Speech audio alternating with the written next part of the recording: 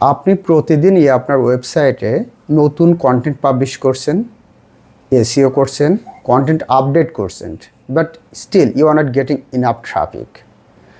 এটা কেন হচ্ছে? এটা আমাদের বুঝতে হবে 2010-11 সালে যে গুগল র্যাঙ্কিং ফ্যাক্টরসগুলো ছিল, 2025 সালে সেই ফ্যাক্টরসগুলো এখন আর নাই, অনেকগুলো চেঞ্জ হয়ে গেছে। এখন গুগলের অ্যালগরিদম অনেক বেশি শক্তিশালী। গুগলের অ্যালগরিদম মাল্টিটাস্ক ইউনিফাইড মডেল, যেটা একটা এআই মডেল, এটা এত বেশি পাওয়ারফুল যে কমপ্লেক্স সার্চ কোয়ারিগুলো ইনস্ট্যান্ট এবং নিখুঁতভাবে খুব দ্রুততার সাথে এটা অ্যানালাইজ করতে পারে এবং বুঝতে পারে গুগলের কোন কন্টেন্টগুলো হেল্পফুল এবং কোন কন্টেন্টগুলো আনহেল্পফুল। গুগলের আগের যে এআই মডেলটা ছিল BERT bidirectional encoder representation from transformers, এটার চেয়ে গুগল মাল্টিটাস্ক ইউনিফাইড মডেল কমপক্ষে 1000 গুণ বেশি শক্তিশালী এবং কেপেবল মাল্টিটাস্কিংয়ের ক্ষেত্রে। যাই হোক, এই যে গুগল এটা কি করে, গুগলের যে আর্টিকেল বা কন্টেন্টগুলো দেওয়া হয় সেগুলো কোয়ালিটি চেক করে, ইউজফুলনেস দেখে এবং সার্চ বা ইউজার ইন্টেন্টটা চেক করে। আমরা খুব গুরুত্বপূর্ণ একটা বিষয় নিয়ে আলোচনা করব, যেটি হচ্ছে গুগলের টপ র্যাঙ্কিং ফ্যাক্টরস। আমরা জানি গুগলে more than 200 top ranking factors আছে।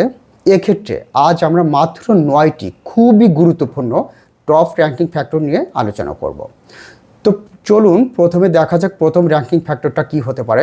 প্রথমে আমরা আলোচনা করব গুগলের অরিজিনাল, হেল্পফুল, রেলেভেন্ট এবং হাই কোয়ালিটি কন্টেন্ট নিয়ে। আমাদের প্রথমে যেটা করতে হবে সেটা গুগলের যেমন 2010-11 দিকে আমরা যে কোনো একটা কন্টেন্ট পাবলিশ করলেই মোটামুটি সেখানে একটু এসইও করলেই হয়ে যেত, কিছু ব্যাকলিং করলে এবং ওয়ার্ড ট্যাগ বা ট্যাগগুলো ফিল আপ করলেই আমাদের সেগুলো হয়ে যেত। বাট 2025-এ এসে আমাদের একেবারে অরিজিনাল, অথেন্টিক এবং কোয়ালিটি কন্টেন্ট যদি আমরা ওখানে না দিতে পারি তাহলে গুগল কোনোভাবেই আমাদের আর্টিকেলকে বা আমাদের কিওয়ার্ডকে কোনোভাবে টপ র্যাঙ্কিংয়ে নিয়ে আসবে না।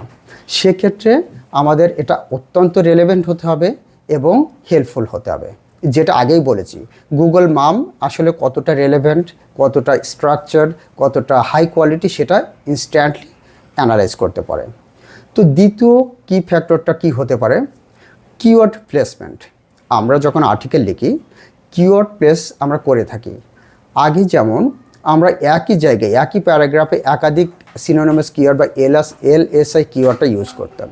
এখন কিন্তু আমাদের কিওয়ার্ড প্লেসমেন্টটা অত্যন্ত প্রপোর্শনেটলি এবং সুন্দরভাবে প্লেস করতে হয় এবং অত্যন্ত ন্যাচারাল ওয়েতে। কোনোভাবে ফোর্সফুলি যদি কিওয়ার্ড ইনসার্ট করতে যায় তাহলে সেটা গুগল বুঝতে পারে এবং কোনোভাবে সেটা র্যাঙ্ক করাতে চায় না। তৃতীয় ফ্যাক্টরটা কি হতে পারে? তৃতীয় ফ্যাক্টরটা আমি বলবো টপিক্যাল অথরিটি। মনে করুন আপনি একটা কোনো স্পেসিফিক বিষয় নিয়ে আলোচনা করতে যাচ্ছেন, সেটা হতে পারে এসইও।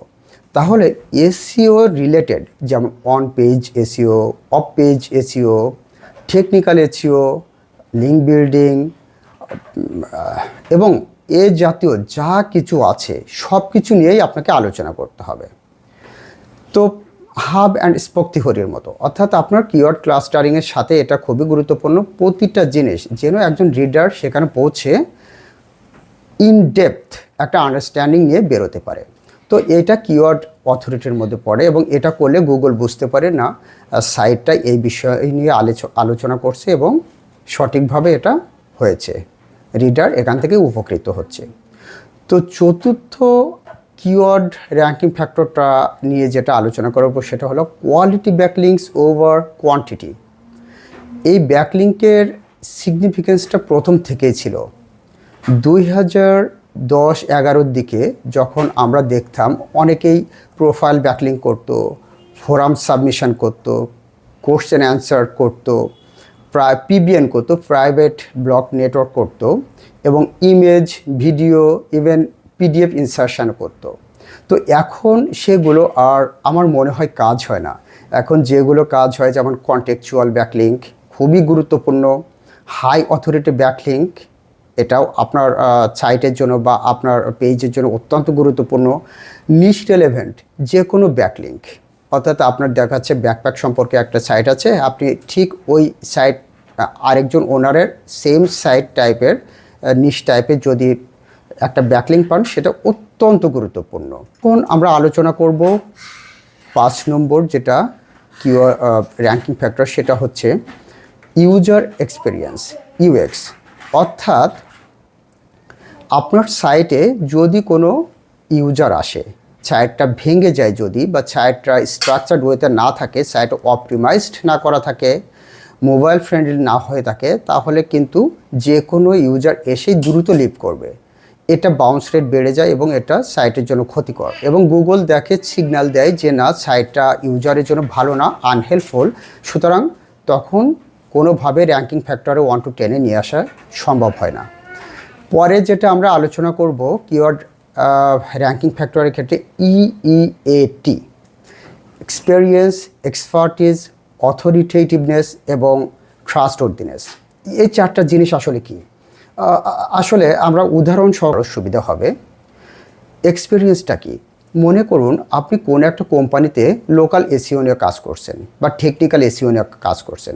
গত 5 বছর ধরে আপনি কোনো একটা কোম্পানিতে বা 3 বছর ধরে কোনো একটা কোম্পানিতে আপনি সেম স্কিলের উপরে কাজ করছেন। তো এটাই আপনার এক্সপিরিয়েন্স হয়ে গেল। এক্সপার্টিসটা কি?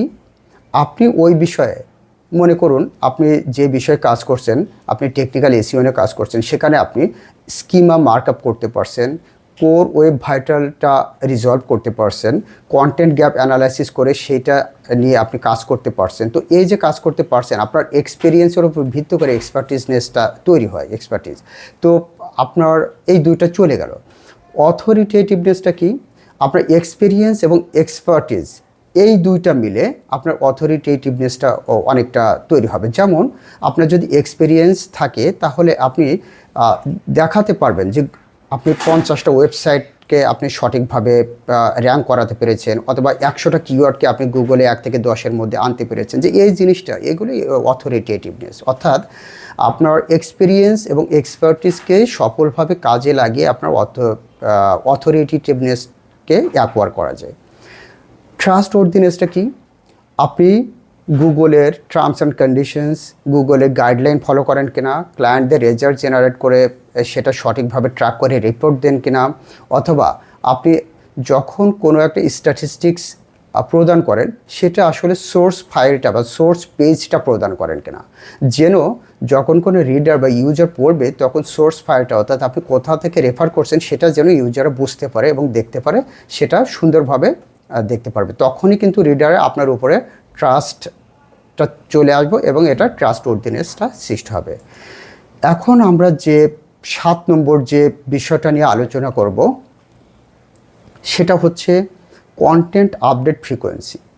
দেখা যাচ্ছে আপনি একটা ওয়েবসাইট তৈরি করছেন 2020 সালে, এখন 2025 সাল।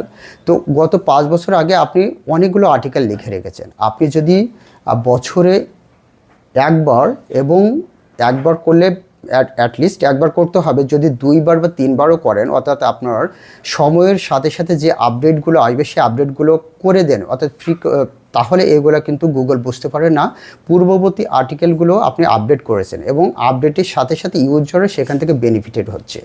তো এই যে জিনিসটা, এটা খুবই গুরুত্বপূর্ণ, এবং রেগুলারিটি মেনটেন করে যদি আপনার কন্টেন্ট আপডেট করা হয়, খুবই ভালো। আমি সাজেস্ট করবো, এটা খুবই জরুরি, এবং গুগল এটাকে একটা গ্রিন সিগন্যাল দেয়, যার কারণে আপনার কিওয়ার্ড বা পেজটা র্যাঙ্কিংয়ে টপে আসার অনেক সম্ভাবনা থেকে যায়। এখন 8 নম্বর যে বিষয়টা নিয়ে আমরা আলোচনা করব, সার্চ ইনটেন্ট ম্যাচ। মনে করুন আপনি আপনার সাইটের জন্য একটা ইনফরমেশনাল আর্টিকেল লিখছেন। তো স্বাভাবিকভাবে আপনি সেখানে ইনফরমেশনাল, অর্থাৎ ইনফরমেশন দিয়েই আপনি ইউজারকে হেল্প করার চেষ্টা করবেন। সেখানে যদি আপনি ট্রানজ্যাকশনাল অথবা নেভিগেশনাল কোনো কিওয়ার্ড টাইপের, অর্থাৎ ইনফরমেশনাল কিওয়ার্ডকেই নেভিগেশনাল অথবা ট্রানজ্যাকশনাল স্টাইলে লেখেন, তাহলে আলটিমেটলি ইউজার কিন্তু কোনোভাবেই উপকৃত হতে পারছে না। তো সেক্ষেত্রে আপনাকে কী করতে হবে? আপনার ইউজার ইন্টেন্টটা ঠিক রেখে আর্টিকেলটা লিখতে হবে, যেন গুগল বুঝতে পারে যে এটা যে রাইটার লিখেছে এবং ইন্টেনশনও ঠিক আছে, তখন গুগল আপনার ইভেনচুয়ালি আপনার কিওয়ার্ডটা টপ গুগলের ফার্স্ট পেজে নিয়ে আসার চেষ্টা করবে। লাস্ট যেটা নিয়ে আলোচনা করব 9 নম্বর, আমরা 9টা র্যাঙ্কিং ফ্যাক্টরস নিয়ে আলোচনা করতে চেয়েছিলাম। তো 9 নম্বর র্যাঙ্কিং ফ্যাক্টরটা হচ্ছে technical SEO. By the way, এখানে আমি বলে রাখি, গত ভিডিওতে আমি কিন্তু what is SEO and how does it work এই বিষয়ে একটা এপিসোড করেছি। আপনি যদি ওটা দেখে আসেন তাহলে টেকনিক্যাল এসইওটা কি সেখানে উদাহরণ সহকারে আমি বলেছি, তো ওটা কিন্তু আপনার জন্য ভালো হবে। এনিওয়েজ, এখানে টেকনিক্যাল এসইওটা হচ্ছে আপনি আপনার ওয়েবসাইট দাঁড় করিয়েছেন, সব কিছু ঠিক আছে, তো এখানে যদি আপনার মোবাইল ফ্রেন্ডলি না হয় বা ওয়েল স্ট্রাকচার না হয় তাহলে কিন্তু আপনার সাইটে এসে, যেটা আগেই বলেছি, সাইটে এসে ইউজার এসে একেবারেই স্থায়ী করবে না, যার কারণে বাউন্স রেট বেড়ে যাবে এবং এটা আপনার সাইটের জন্য খুবই ক্ষতিকর। তো এমনভাবে আপনার সাইটটা তৈরি করতে হবে যেন এটা মোবাইল ফ্রেন্ডলি হয়, আপনার মোবাইল ফ্রেন্ডলি এবং ট্যাব ফ্রেন্ডলি এবং ডেস্কটপ ফ্রেন্ডলি হয়, পিসি ফ্রেন্ডলি হয়। তো এগুলো যদি করা যেতে পারে, টেকনিক্যাল এসইওটা সুন্দরভাবে করা যেতে পারে, তাহলে আই হোপ আপনার আর্টিকেলটা ধীরে ধীরে সামনের দিকে আসবে এবং গুগলের ফার্স্ট পেজে। তাহলে এখন আমরা কি করব? এখন আমাদের কিসের উপরে ফোকাস করা উচিত? অফকোর্স আমাদের এখন অডিয়েন্সের আন্ডারস্ট্যান্ডটা কি, অডিয়েন্স কী চায় সেটার উপরে ডিপলি অ্যানালাইজ করতে হবে এবং সেটাকে বুঝতে হবে, সেই অনুযায়ী আমাদের আর্টিকেলটা লিখতে হবে। আমাদের ওই আর্টিকেলের উপরে বা ওই টপিকের উপরে অথরিটি বিল্ড করতে হবে। আমাদেরকে সঠিক রিয়েল এক্সপিরিয়েন্স থেকে এবং একেবারে এক্সপিরিয়েন্সড বেসড কন্টেন্ট আমাদের লিখতে হবে। আমাদের ইউজার এক্সপিরিয়েন্সটা বাড়াতে হবে, আমাদের টেকনিক্যাল এসইও সুন্দরভাবে করতে হবে এবং ডেটা ট্র্যাক করতে হবে। জিএসসি গুগল সার্চ কনসোল এবং GA4 গুগল অ্যানালিটিক্স 4 থেকে আমাদের ডেটাগুলো ডিগ করতে হবে এবং সেটা পারফেক্টলি অ্যানালাইজ করে সেই অনুযায়ী আমাদের কন্টেন্টটা দিতে হবে।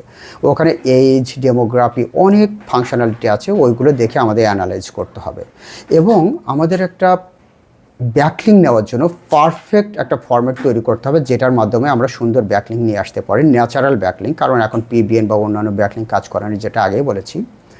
তো গাইজ 2025 সাল এখন আর 2010 বা 11-র মতো নাই, এখন AI বেসড হয়ে যাচ্ছে, ডেটা ড্রিভেন হয়ে যাচ্ছে। সুতরাং আমাদেরকে অনেক বেশি প্র্যাকটিক্যাল হতে হচ্ছে, আমাদের অনেক বেশি রিয়েল এক্সপিরিয়েন্স দিয়ে এবং ডেটা দিয়ে আর্টিকেল সাজাতে হচ্ছে। এখন আর মন গড়া কোনো তথ্য দিয়ে আমরা গুগলে র্যাঙ্ক করতে পারছি না। সুতরাং রিয়েল হিউম্যান এক্সপিরিয়েন্সের উপর নির্ভর করে আমাদের আর্টিকেলগুলো ইনশাল্লাহ র্যাঙ্ক করাতে আমরা সক্ষম হব। আপনি যদি একটা কথা মনে রাখতে হবে আমাদের সবার, আমরা যদি রিডারদের ভ্যালু দিই, অর্থাৎ আমাদের ভ্যালু দেওয়ার ইন্টেনশন থাকে, তাহলে গুগল আমাদেরকে প্রথম দিকে নিয়ে যাবে। যদি না দিই তাহলে এটা কোনোভাবেই সম্ভব হবে না। তো যাই হোক, এর পরের এপিসোডে আমরা আরও এই রিলেটেড কোনো একটা ভিডিও তৈরি করবো ইনশাল্লাহ। তো আজ এই পর্যন্তই, আসসালামু আলাইকুম।